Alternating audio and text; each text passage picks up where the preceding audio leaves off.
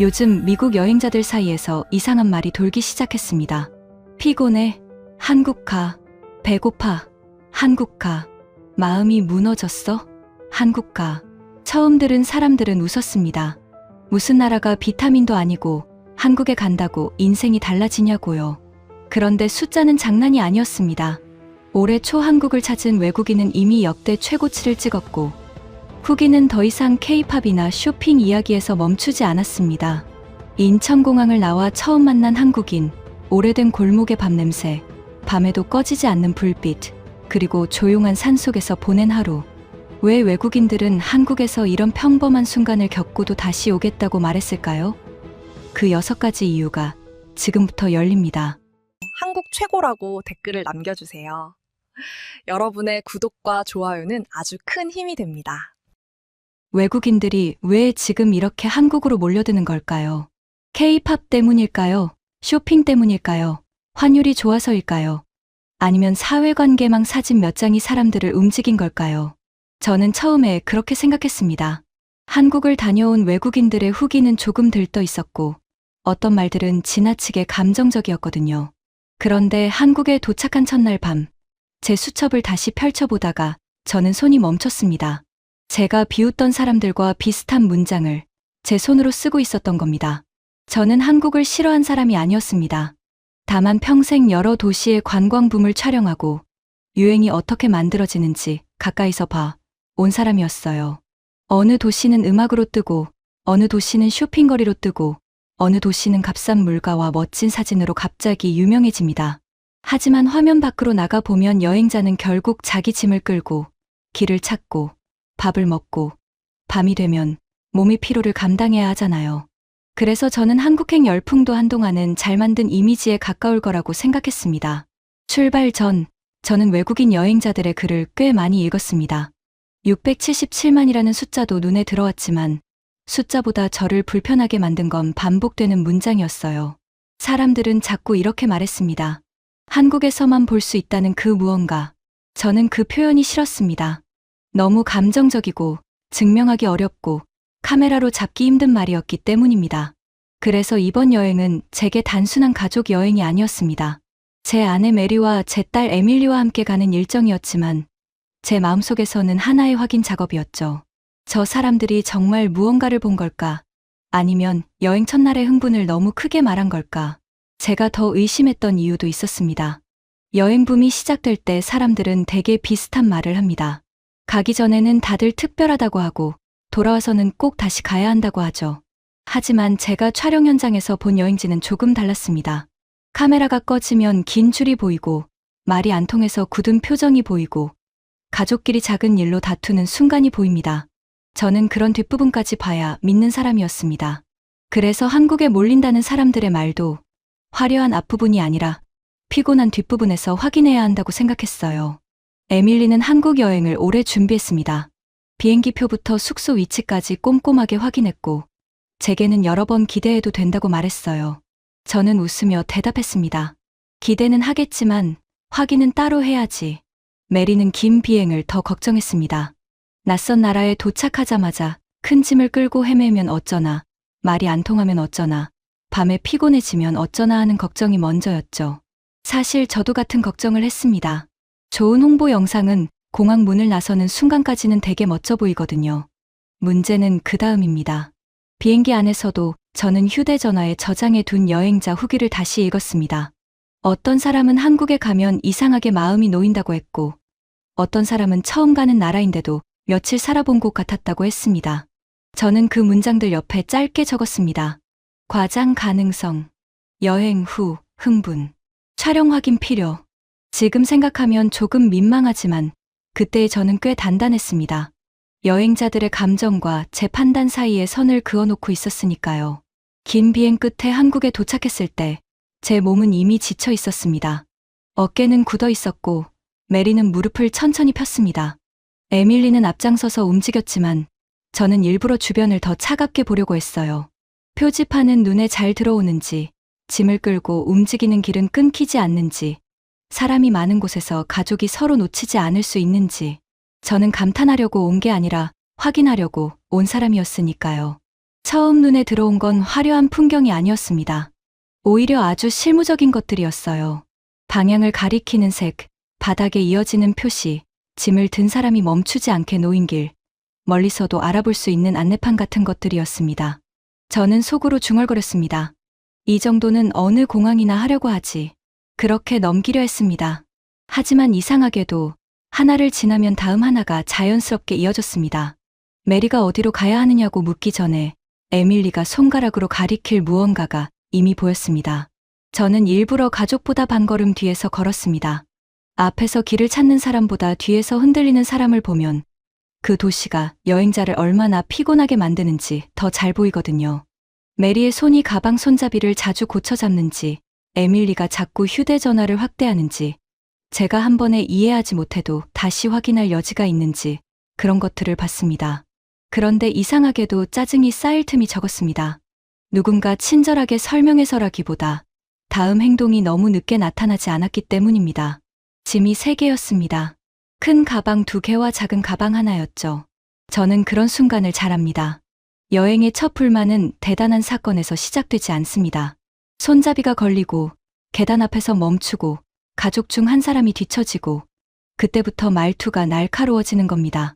그런데 그날은 그런 식으로 흐르지 않았습니다. 물론 완벽했다는 뜻은 아닙니다. 사람은 많았고 긴 비행 뒤라 제 머리도 둔했습니다. 그런데 적어도 길이 우리를 자꾸 막아서지는 않았어요. 숙소로 가는 이동 중에 저는 시계를 여러 번 봤습니다. 처음 보는 나라에서는 시간이 흘러가는 느낌이 다릅니다.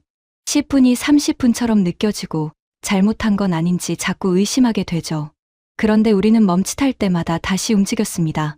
에밀리가 큰 설명을 하지 않아도 길의 흐름이 다음 선택지를 보여주는 느낌이 있었어요. 저는 그걸 인정하고 싶지 않아서 수첩에 아주 건조하게 적었습니다. 첫 이동, 예상보다 마찰 적음. 외국인 가족 기준 확인 필요. 메리는 숙소에 도착하자마자 의자에 앉아 신발을 벗었습니다. 저는 당연히 피곤하다는 말을 할 줄 알았어요. 그런데 메리가 제게 먼저 한 말은 조금 달랐습니다. 여보, 도착한 첫날인데 생각보다 겁이 덜 났어요. 그 한마디가 이상하게 오래 남았습니다. 감동적인 대사도 아니고 대단한 칭찬도 아니었죠. 그런데 여행을 많이 해본 사람이라면 압니다. 첫날에 겁이 덜 났다는 말은 생각보다 큰 말입니다. 낯선 곳에서 몸이 먼저 방어하지 않아도 됐다는 뜻이니까요. 저는 그래도 쉽게 흔들리고 싶지 않았습니다. 숙소 창가에 서서 바깥 불빛을 보며 스스로에게 말했습니다. 아직 아무 일도 없었어. 그냥 이동이 괜찮았던 것뿐이야. 하지만 제 눈은 이미 다른 것을 찾고 있었습니다. 메리가 물을 찾는지, 에밀리가 피곤한 표정을 숨기는지, 제가 짐을 다시 정리할 힘이 남아있는지. 이상하게도 가족 모두가 첫날의 낯설매 완전히 눌려있지는 않았습니다. 저는 그걸 좋은 여행 준비 덕분이라고 적으려다가 펜을 잠깐 멈췄습니다. 밤이 깊어졌을 때 저는 습관처럼 촬영한 장면과 수첩을 다시 확인했습니다. 별일 없는 하루처럼 보였습니다. 큰 사건도 없고 누가 우리를 극적으로 도와준 것도 아니었고 눈물을 흘릴 만한 순간도 없었습니다. 그런데 수첩에는 작은 문장들이 생각보다 많이 남아 있었어요. 길이 끊기지 않았다. 짐든 사람의 움직임이 덜 거칠었다. 메리가 덜 겁났다고 했다. 처음 온 도시인데 첫날부터 버티는 느낌이 아니었다. 저는 그 문장들을 읽다가 얼굴이 뜨거워졌습니다. 왜냐하면 제가 싫어하던 후기와 제 문장이 닮아 있었기 때문입니다. 한국에서만 볼 수 있다는 그 무언가. 저는 그 말을 과장이라고 생각했는데 제 수첩은 이미 다른 방식으로 같은 곳을 향하고 있었습니다. 아직 결론을 낼 수는 없었습니다. 하루 만에 한 나라를 말하는 건 성급한 일이니까요. 하지만 적어도 한 가지는 분명했습니다. 제가 확인하러 온 건 한국의 화려한 장면이 아니었습니다. 낯선 사람이 첫날부터 덜 무너지는 이유. 그것이 제 앞에 아주 작은 증거들로 쌓이고 있었습니다. 그날 밤 메리가 잠든 뒤 에밀리가 조용히 물었습니다.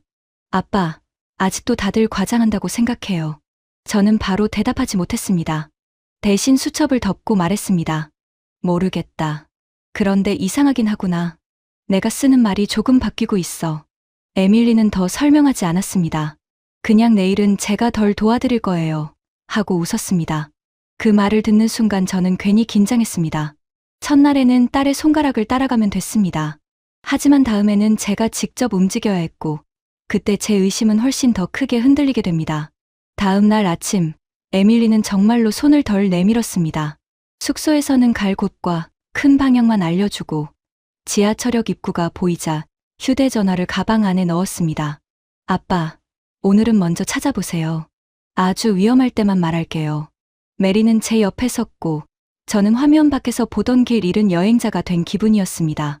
철어음 내려간 역은 생각보다 넓었습니다. 벽에는 노선색이 여러 줄로 지나가고 바닥에는 화살표가 붙어 있었고 머리 위 안내판에는 다음 방향이 계속 나타났습니다. 하지만 한글이 먼저 눈에 들어오면 마음이 굳습니다. 저는 노선도를 보며 속으로 중얼거렸습니다. 이건 미로 같은데. 원래 같았으면 바로 에밀리에게 물었을 겁니다. 저는 일단 색을 붙잡았습니다. 우리가 타야 할 줄은 초록색이었고 중간에서 파란색으로 갈아타야 했습니다. 목적지 이름은 정확히 읽기 어려웠지만 번호는 볼 수 있었습니다. 메리가 옆에서 말했습니다. 여보, 여기는 초록색이 맞는 것 같아요. 저쪽 화살표가 같은 색이네요. 딸이 설명하지 않아도 우리 둘이 한 조각씩 맞춰 가고 있었습니다. 열차 안에서 저는 창문에 비친 제 얼굴을 봤습니다. 긴장했지만 완전히 겁먹은 표정은 아니었습니다. 사실 저는 외국인 가족이 복잡한 지하철에서 길을 잃고 딸이 결국 다시 나서고 제가 수첩에 도시 안내의 한계를 적는 장면을 기대했습니다. 그런데 불안이 생길 때마다 다음 역 이름, 환승 표시, 같은 색의 선, 방향 화살표가 하나씩 보였습니다. 완벽하게 이해하지는 못했지만 완전히 버려진 느낌도 아니었습니다. 환승역에 도착하자마자 문제가 생겼습니다. 사람들의 흐름을 따라가다가 저는 왼쪽 계단으로 내려가려 했습니다. 그때 메리가 제 팔을 살짝 잡았습니다. 여보, 저쪽에도 파란색이 있어요. 다시 보니 안내판의 방향 이름이 둘로 나뉘어 있었고 제가 가려던 쪽은 목적지 방향이 아니었습니다. 방금 반대편 승강장으로 갈 뻔한 겁니다. 에밀리는 아무 말도 하지 않았습니다. 저는 안내판과 바닥 화살표를 한 번 더 보고 말했습니다. 아니야, 이쪽이 아니네. 저쪽으로 가야 해. 갈아타는 통로는 길었습니다. 에스컬레이터를 타고 복도를 지나고 또 한 번 방향 표시를 봐야 했습니다. 저는 색이 맞는지, 번호가 맞는지, 승강장 문 위에 표시가 같은지 계속 확인했습니다. 목적지 역에서 출구 번호를 찾을 때도 잘못된 통로로 들어갈 뻔했지만 이번에는 멈추는 시간이 더 짧았습니다. 제가 먼저 돌아서자 에밀리가 뒤에서 말했습니다. 맞아요, 아빠. 그 한마디가 조금 민망했지만 기분이 나쁘지 않았습니다. 밖으로 나왔을 때 저는 괜히 크게 숨을 쉬었습니다. 대단한 모험도 아니고 딸은 가까이에 있었고 우리는 어려운 곳까지 간 것도 아니었습니다. 그런데도 제 안에서는 작은 선이 하나 넘어가 있었습니다. 저는 지하철 기술보다 제 반응 때문에 놀랐습니다. 저는 포기할 준비를 하고 있었는데 길은 포기하지 않아도 될 만큼만 계속 단서를 주고 있었습니다. 혼란을 찍으려던 카메라에는 당황한 가족이 아니라 잠깐 멈췄다가 다시 움직이는 가족이 남았습니다. 적어도 그 오전의 동선 안에서 한국은 우리를 도시 밖으로 밀어내지 않았습니다. 그게 제게는 이상한 굴욕이었습니다. 저는 낯선 언어 앞에서 커지는 공포를 찍고 싶었는데 실제 화면 속 제 불안은 생각보다 작았습니다. 당황은 했지만 무너지지는 않았고 틀릴 뻔했지만 바로잡을 여지가 있었습니다. 여행자에게 필요한 건 언제나 완벽한 설명이 아니라 다시 확인할 수 있는 표시일 때가 많습니다. 저는 근처 벤치에 앉아 수첩을 폈습니다. 어젯밤에는 첫 이동, 예상보다 마찰 저금이라고 적었습니다. 이번에는 처음에 환승 체계, 외국인 사용성 양호라고 적으려다가 지웠습니다. 너무 보고서 같았고 실제로 느낀 것과 달랐습니다. 잠깐 망설이다가 이렇게 적었습니다. 말을 다 몰라도 길이 사람을 포기하게 만들지는 않았다. 메리는 제 옆에서 말했습니다. 여보, 나는 오늘 에밀리 손을 안 잡고도 온 게 신기해요. 저는 그때 알았습니다. 저를 흔든 것은 지하철이 아니라 낯선 도시 안에서 제가 포기하지 않았다는 사실이었습니다. 점심때가 되자 저는 이제 한국이 편한 나라인 건 어느 정도 인정해야겠다고 생각했습니다. 하지만 편리함은 여행의 전부가 아닙니다. 길이 풀려도 밥 앞에서 마음이 다치면 여행은 금방 피곤해집니다. 배가 고픈데 오래 기다려야 하고 메뉴를 몰라서 당황하면 작은 짜증이 가족 사이로 번지잖아요. 그래서 저는 점심 장면을 조금 더 차갑게 보려고 했습니다. 유명하다는 식당 앞에는 줄이 길었습니다. 사진을 찍는 사람들도 있었고 메리의 얼굴은 벌써 지쳐 보였습니다. 전날 비행의 피로와 오전의 이동이 다리에 남아 있었던 겁니다. 저는 줄 끝을 보며 말했습니다. 이걸 먹으려고 1시간을 서야 해요. 봐라. 결국 여행지는 이런 데서 사람을 세우지 않느냐는 마음이 올라왔습니다. 에밀리는 잠깐 고민하더니 고집을 부리지 않았습니다. 유명한 곳이니까 꼭 먹어야 한다는 말도 하지 않았습니다. 우리는 일단 줄에서 빠져나와 다음 장소로 이동하려고 길가에서 택시를 잡았습니다. 차에 타자마자 에밀리가 기사님에게 물었습니다. 근처에 관광객 말고 한국 사람들이 점심 먹는 데가 있을까요? 기사님은 백미러로 우리를 한번 보더니 아주 짧게 말했습니다. 저쪽 골목에 기사식당 있어요. 기사들이 많이 가요. 빨리 나오고 든든해요. 특별한 친절도 아니었고 긴 설명도 아니었습니다. 그냥 일하는 사람이 아는 밥집을 알려준 정도였습니다. 저는 그 말이 오히려 믿음직했습니다. 너무 극적인 도움은 실제 현장에서 부담스러울 때가 있거든요. 기사님은 차를 세우며 손가락으로 골목 방향만 알려주었습니다. 우리는 작은 간판이 붙은 식당 앞에 섰습니다. 기사식당. 유명 맛집이라는 느낌은 전혀 없었습니다. 안쪽에는 혼자 밥을 먹는 사람도, 작업복을 입은 사람도, 빠르게 숟가락을 드는 사람도 보였습니다. 저는 문 앞에서 잠깐 망설였습니다. 관광객이 이런 데 들어가도 되나? 안으로 들어가자 반짝이는 장식도, 길게 설명된 메뉴판도 없었습니다. 대신 밥 냄새와 국 냄새가 먼저 왔습니다. 자리에 앉자 물컵이 놓였고 우리가 메뉴판을 오래 보자 사장님이 짧게 몇 가지를 짚어주었습니다. 잠시 뒤 밥과 국, 작은 반찬들이 빠르게 올라왔습니다. 접시가 하나씩 놓일 때마다 상이 조금씩 차올랐습니다. 저는 카메라를 들여다가 내려놓았습니다. 이건 보여주기보다 먼저 먹어야 할 장면 같았습니다. 메리는 따뜻한 물이 있느냐고 조심스럽게 물었습니다. 에밀리가 말을 옮기기도 전에 사장님은 주전자를 가리키고 컵을 하나 더 가져다 주었습니다. 대단한 사건은 아니었습니다.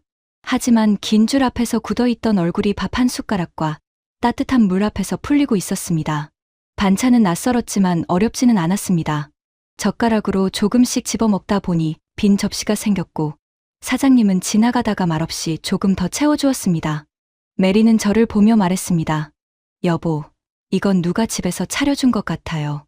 저는 그때 제가 한국 음식을 얼마나 좁게 생각했는지 알았습니다. 유명한 식당, 긴 줄, 예쁜 사진, 관광객이 기대하는 장면. 그런 것들로만 한국의 밥을 생각했던 겁니다. 그런데 이곳의 보상은 화려한 맛이 아니었습니다. 빨리 나온 밥, 몸을 데우는 국, 조금씩 놓인 반찬, 빈 접시를 보고 다시 채워주는 손. 피곤한 사람에게 따뜻한 물이 먼저 닿는 순간이었습니다. 한국이 우리에게 준 세 번째 답은 사람들이 매일 밥을 먹는 자리 안에 있었습니다. 식사를 마치고 나오며 저는 또 수첩을 폈습니다. 처음에는 관광객용 감성 아님, 현지 식사 경험이라고 쓰려 했습니다. 그런데 그 말도 충분하지 않았습니다. 밥그릇에 김, 국그릇을 잡은 메리의 손, 말없이 채워진 반찬 접시가 자꾸 떠올랐습니다. 제가 비웃었던 문장도 다시 떠올랐습니다. 한국에서만 볼 수 있다는 그 무언가. 어쩌면 그 말은 거대한 장면이 아니라 매일 돌아가는 식탁과 피곤한 사람을 귀찮은 손님으로 밀어내지 않는 손들을 뜻하는 것인지도 모릅니다. 저는 이렇게 적었습니다.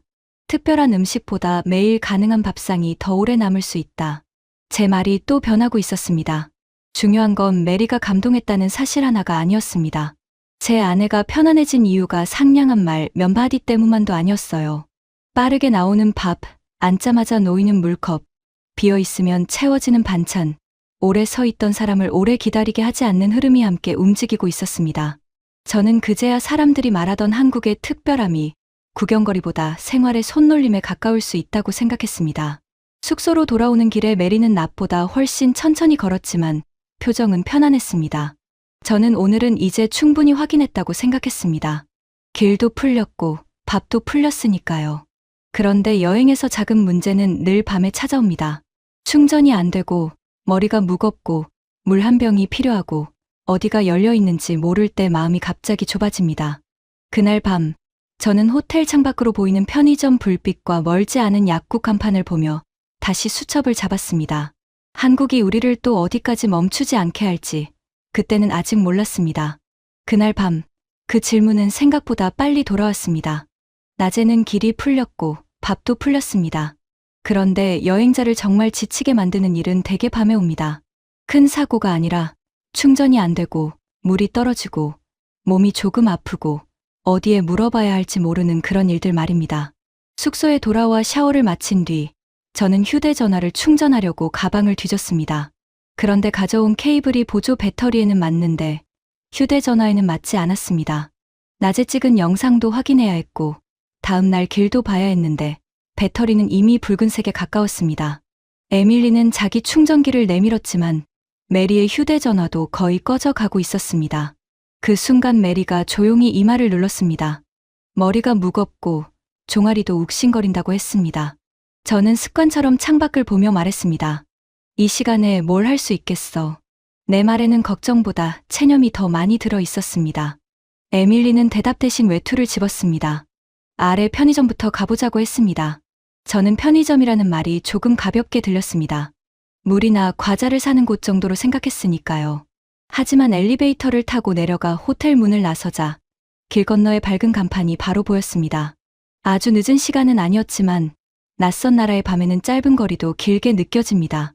그런데 길은 어둡게 끊겨 있지 않았고 가로등과 가게 불빛이 이어져 있었습니다.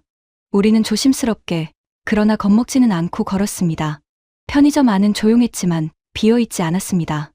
계산대에는 따뜻한 음료가 있었고 한쪽에는 물과 간단한 간식이 있었고 충전 케이블도 걸려 있었습니다. 저는 휴대전화를 들어 포트 모양을 보여주었습니다. 직원은 말이 길지 않았습니다. 고개를 끄덕이고 케이블 2개를 꺼내더니 제 휴대전화에 맞는 쪽을 손가락으로 짚어주었습니다. 에밀리는 번역 앱에 짧게 적었습니다. 아내가 머리가 무겁고 다리가 아픈데 근처에 문연 약국이 있을까요? 직원은 약을 함부로 설명하려 하지 않았습니다. 그 점이 오히려 믿음직했습니다. 대신 계산대 옆 작은 종이를 보고 휴대전화 지도를 켠 뒤 아직 문을 연 약국 하나를 보여주었습니다. 여기서 걸어서 10분 안쪽이라고 했습니다. 그리고 손가락으로 사거리 방향을 가리켰습니다. 우리는 물, 따뜻한 꿀물 같은 음료, 충전 케이블, 작은 간식을 샀습니다. 영수증이 손바닥에 닿는 순간 저는 이상하게 마음이 조금 내려앉았습니다. 밤의 문제가 하나씩 이름을 얻고 있었기 때문입니다. 약국으로 가는 길은 아주 특별하지 않았습니다. 큰 음악이 흐르지도 않았고 누가 우리를 감동시키려고 기다리고 있지도 않았습니다. 다만 불빛이 끊기지 않았고 횡단보도 앞에는 늦게 귀가하는 사람들이 몇 명 있었고 우리는 지도를 보며 천천히 걸었습니다. 메리는 제 팔을 잡았지만 낮의 긴장과는 달랐습니다. 불안해서 붙잡은 손이라기보다 피곤해서 기대는 손에 가까웠습니다. 약국 안의 약사는 우리 말을 다 알아듣지는 못했습니다. 우리도 설명을 잘하지 못했습니다. 그래서 서로 휴대전화 화면을 가운데 두고 이야기했습니다. 메리는 평소 먹는 약이 있는지, 알레르기가 있는지, 머리가 얼마나 아픈지 천천히 확인받았습니다. 약사는 진통제를 무조건 권하지 않았고 다리에는 붙이는 파스가 나을 수도 있다며 설명서를 보여주었습니다. 에밀리가 번역 앱으로 다시 확인했고 저는 메리에게 무리하지 말자고 말했습니다.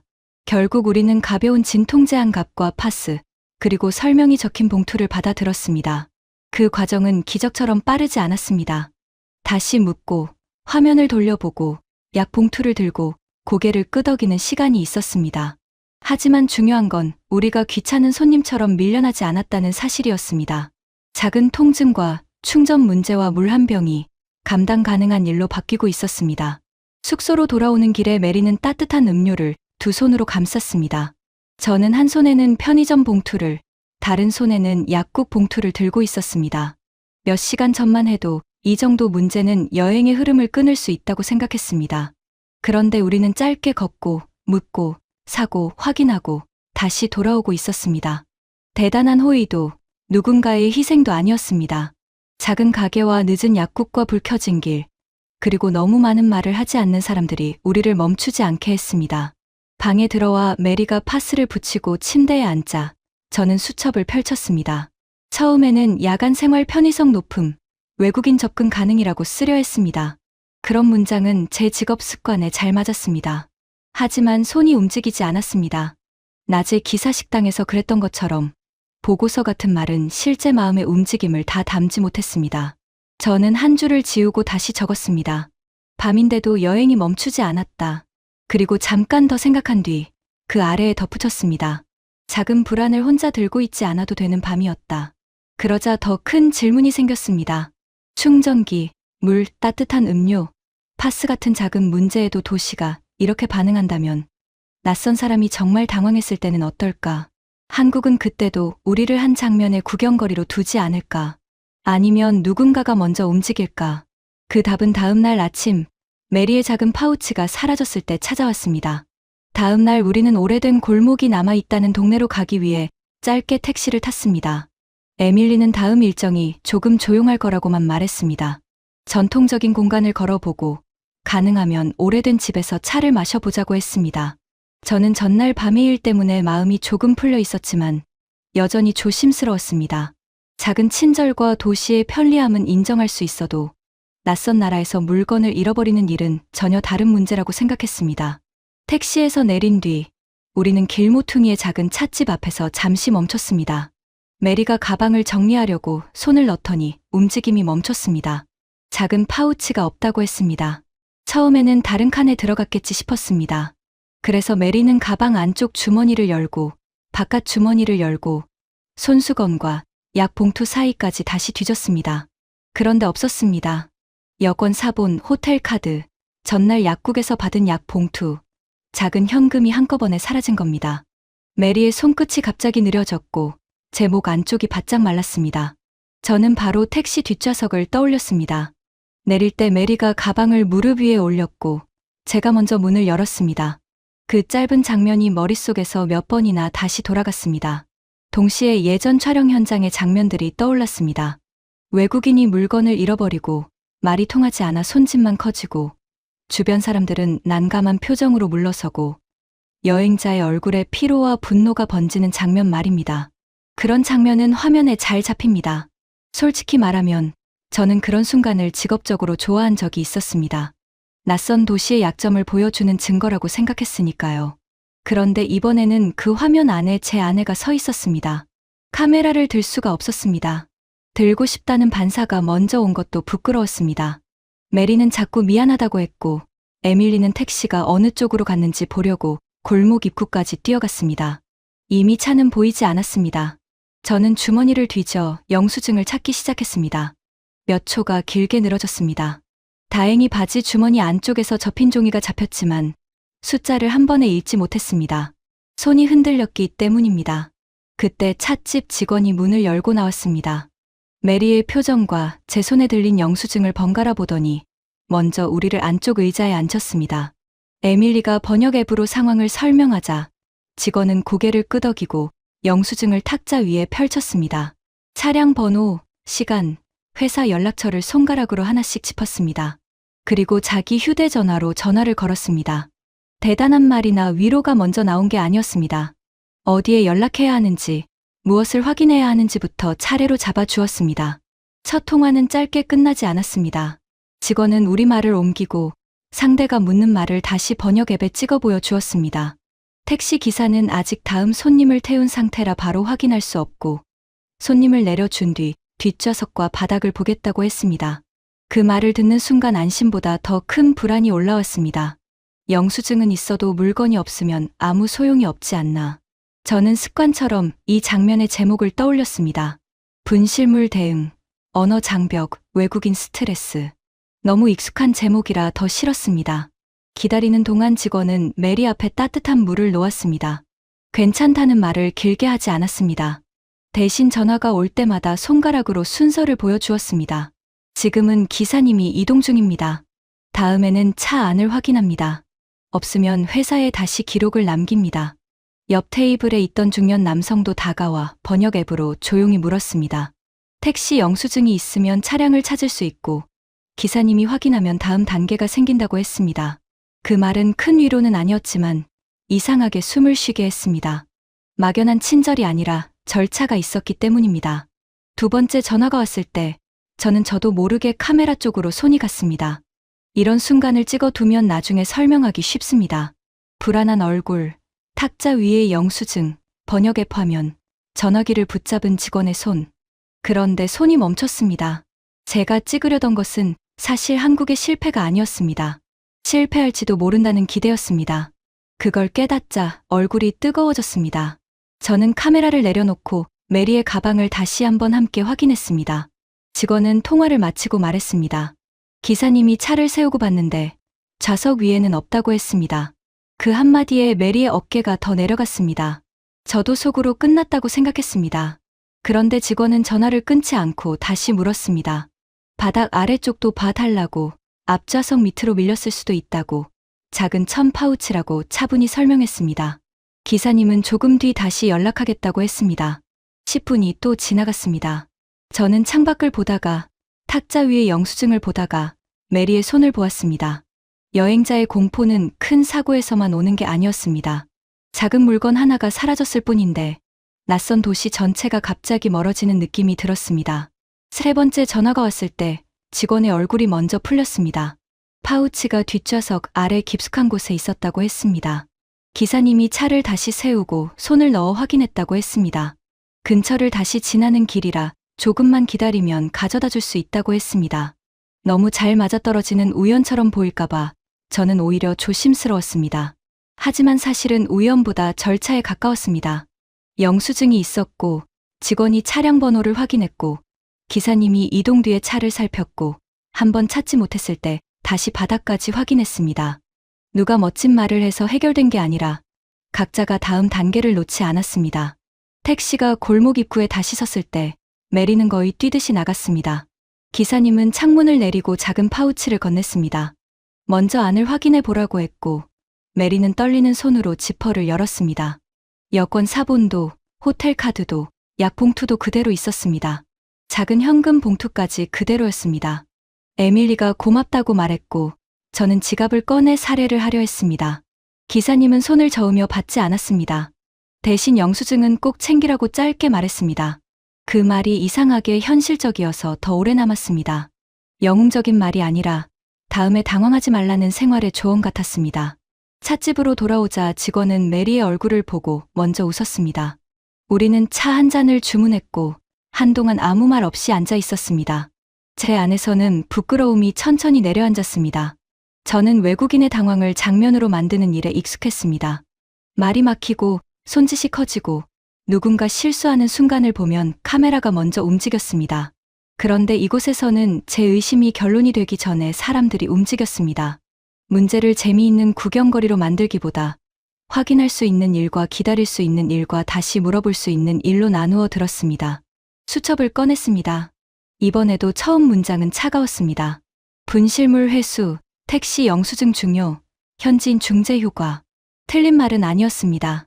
하지만 그 문장을 보고 있자니 방금 메리의 흔들리던 손과 찻집 직원의 물 한 잔과 기사님의 짧은 조언이 모두 빠져 있었습니다. 저는 그 아래에 다시 적었습니다. 이곳에서는 낯선 사람의 작은 공포가 누군가의 귀찮은 일이 아니라 함께 풀 수 있는 일이 되기도 한다. 그 문장을 쓰고 나니 전날 밤의 질문이 조금 답을 얻은 것 같았습니다. 한국이 우리를 붙잡은 건 빠른 계산대나 밝은 간판만이 아니었습니다. 작은 시스템 뒤에 사람이 있었고 사람 뒤에는 오래 반복되어 온 생활의 방식이 있었습니다. 저는 아직 그 이름을 몰랐습니다. 정이라고 부르기에는 너무 쉽게 말하는 것 같았고 친절이라고만 하기에는 너무 실무적이었습니다. 다만 분명한 건 제 카메라와 수첩이 같은 방향으로 밀리고 있다는 사실이었습니다. 처음에는 실패를 잡으려 했는데 자꾸 실패가 작아지는 과정을 잡고 있었습니다. 찻집을 나설 때 에밀리는 골목 안쪽을 가리켰습니다. 이제 조금 더 조용한 곳으로 가자고 했습니다. 오래된 돌담과 낮은 처마가 이어진 길 끝에서 한국의 시간이 조금 다른 속도로 흐르는 것처럼 보였습니다. 저는 파우치를 꼭 쥔 메리의 손을 보고 다시 수첩을 닫았습니다. 어쩌면 우리가 다음에 만나게 될 한국은 빠르게 문제를 해결하는 나라가 아니라 그런 사람들의 마음이 어디에서 왔는지 보여주는 더 오래된 기억일지도 몰랐습니다. 골목 안으로 몇 걸음 더 들어가자 방금까지의 소란이 뒤로 조금씩 멀어졌습니다. 돌담은 높지 않았고 처마는 낮았고 창문 안쪽에는 오래된 나무 탁자가 보였습니다. 에밀리는 여기가 아주 유명한 관광지는 아니라고 했습니다.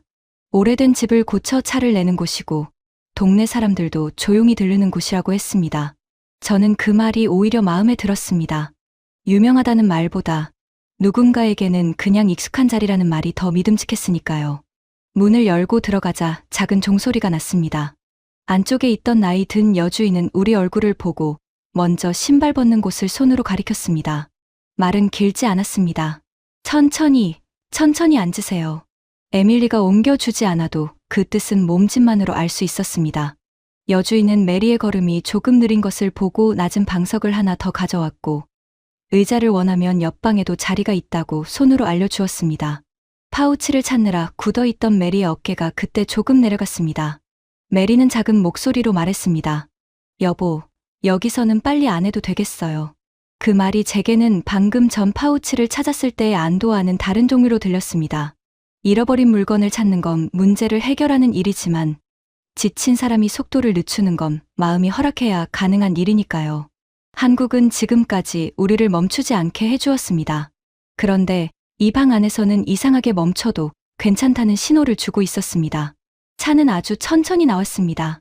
여주인은 찻잔을 놓기 전에 작은 천으로 탁자를 한번 닦고 뜨거운 물을 먼저 잔에 돌린 뒤 다시 따라냈습니다. 기다리는 우리에게 설명을 많이 하지 않았습니다. 대신 손의 순서를 보여주었습니다. 물을 데우고 잔을 데우고 차시피 펴질 시간을 두고 마지막에 우리 앞에 내려놓았습니다. 저는 처음에 그 장면을 전통 체험 영상처럼 찍으려 했습니다.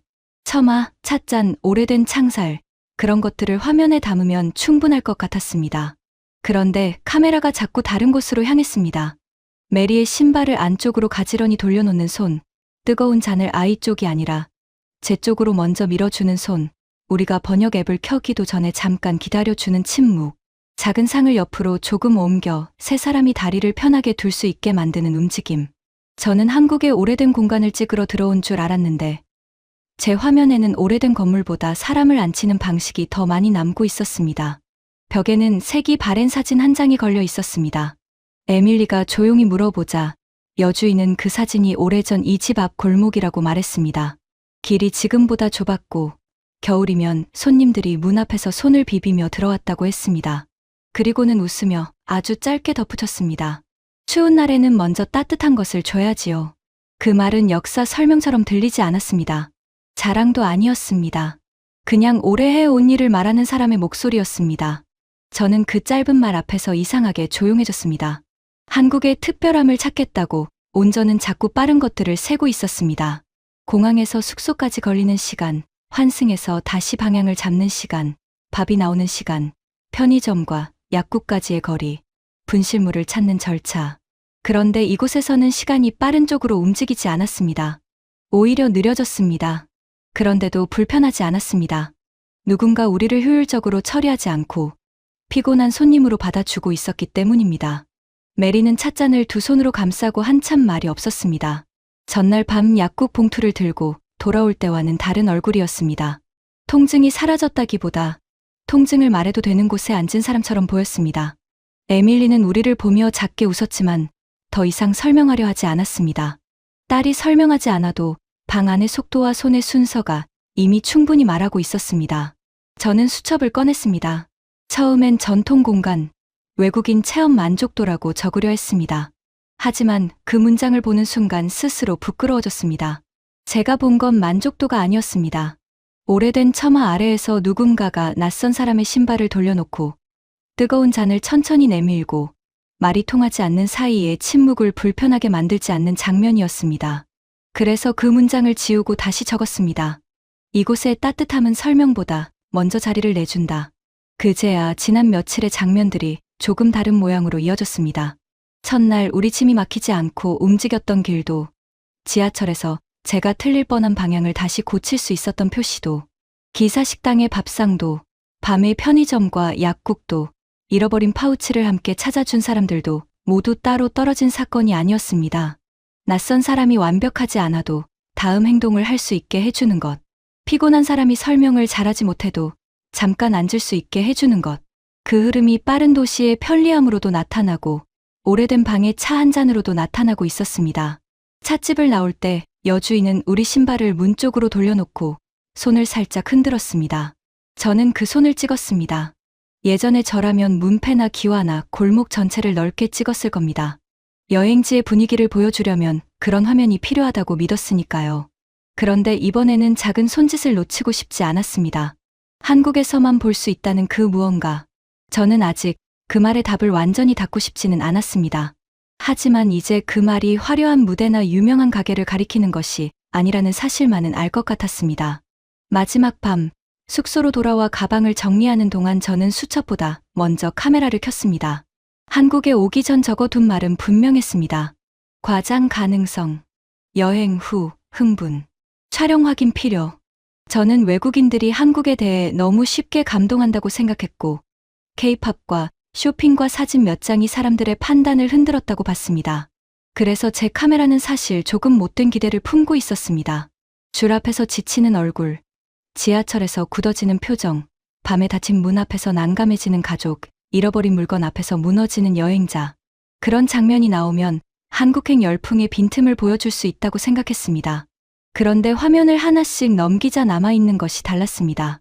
공항에서 찍힌 것은 큰 환영 문구가 아니라 짐든 사람이 멈추지 않게 이어지는 길이었습니다. 지하철 화면에는 제가 틀릴 뻔한 순간보다 다시 확인할 수 있게 서 있던 색과 번호가 더 오래 남아 있었습니다. 식당에서는 유명한 간판보다 메리 앞에 놓인 따뜻한 물과 다시 채워진 반찬 접시가 눈에 들어왔습니다. 밤에는 닫힌 문이 아니라 불 켜진 약국과 설명서를 보여 주던 손이 찍혀 있었습니다. 파우치를 잃어버린 장면에서도 화면에 남은 건 혼란의 폭발이 아니었습니다. 탁자 위의 영수증, 전화기를 붙잡은 직원의 손, 기다리는 사람 앞에 놓인 물 한 잔, 다시 골목으로 돌아온 택시였습니다. 저는 그때야 제가 무엇을 잘못 찍으려 했는지 알았습니다. 저는 한국에 실패를 찍으러 온 게 아니라고 말했지만 사실 실패가 나오기를 기다리고 있었습니다. 그런데 제 화면에는 실패가 사라진 것이 아니라 실패가 커지기 전에 작아지는 과정이 남아 있었습니다. 길이 다음 표시를 주고 밥상이 몸을 먼저 데우고 밤에 가게가 작은 통증을 다루고 낯선 사람이 영수증 한 장으로 다음 전화를 걸고 있었습니다. 두 묶음의 증거를 나란히 놓고 보니 수정해야 할 것은 여행자들의 말이 아니라 제 결론이었습니다. 저는 한국행 열풍을 너무 바깥에서 보았습니다. 무대, 쇼핑거리, 영상, 검색량, 관광객 숫자 같은 것들만 증거라고 여겼습니다. 물론 그것들도 사람을 움직이는 이유일 수 있습니다. 하지만 우리 가족을 실제로 붙잡은 건 훨씬 생활에 가까운 것들이었습니다. 처음 온 나라에서 계속 움직일 수 있는 길, 배고플 때 앉을 수 있는 밥상, 밤에 작은 문제를 해결할 수 있는 불빛, 물건을 잃어버렸을 때 물어볼 수 있는 사람, 지쳤을 때 서두르지 않아도 되는 자리였습니다. 다음 날 아침 공항으로 가는 길, 저는 창밖을 보며 이상할 만큼 말이 줄었습니다. 출국하는 날에는 보통 어떤 화면을 앞에 놓을지, 어떤 문장으로 사람들을 설득할지 계산하게 됩니다. 그런데 그날은 계산보다 직업적인 부끄러움이 먼저 왔습니다. 촬영자는 자기가 기대한 결론보다 화면에 남은 사실을 믿어야 합니다. 저는 이 나라를 너무 쉽게 하나의 유행으로 묶어보았습니다. 제가 틀렸다는 말은 과장된 고백이 아니었습니다. 제 일의 방식까지 고쳐야 하는 인정이었습니다. 공항에 도착하자 메리는 캐리어 손잡이를 잡고 잠깐 멈췄습니다. 그리고 짧게 말했습니다. 여기서는 내가 짐이 된 느낌이 덜했어요. 저는 그 말을 듣고 바로 대답하지 못했습니다. 그 한마디 안에 이번 여행에 많은 답이 들어 있었기 때문입니다. 여행에서 나이가 들고 몸이 지치고 말이 부족한 사람은 자주 누군가의 속도를 늦추는 존재가 됩니다. 그런데 메리는 한국에서 그런 부담을 덜 느꼈습니다. 길이 받아주고 식탁이 받아주고 밤에 가게가 받아주고 사람들의 손이 받아준 덕분이었습니다. 에밀리는 제 카메라 화면을 보더니 웃으며 물었습니다. 아빠, 이제 과장이라고는 안 쓰죠? 저는 고개를 끄덕였습니다.